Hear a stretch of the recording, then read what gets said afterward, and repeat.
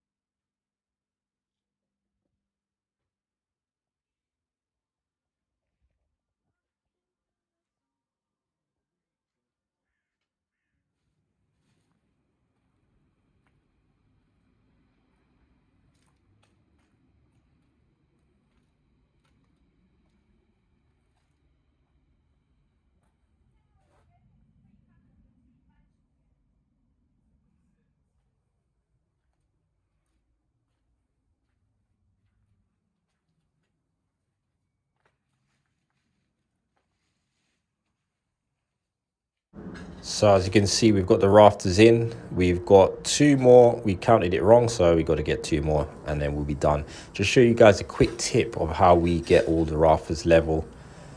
We put the first and last rafters in, and then we run a string line between them, and then just use that line to make sure that you get your rafters all hanging over the same. Now on the front now, we are going to trim these back to about 250 mil, which you can see we've done here because that's the depth of our soffit boards. Then we fit our soffits. Once our soffits are nailed in, then we wrap our fascia boards around them. Put in your joins, put in your corners as well, glue the corners on and nail the fascia boards on. So this is what it looks like now. At the back we're going to have a small vent as well, and that will allow air to circulate through the roof joists. So we picked up a couple more rafters and we got all the rafters fitted in and our soffits and fascia boards. So I hope you guys enjoyed today's video. We're wrapping it up here for the day and we will be back tomorrow. Let us know what you think and we see you on the next one. Take care.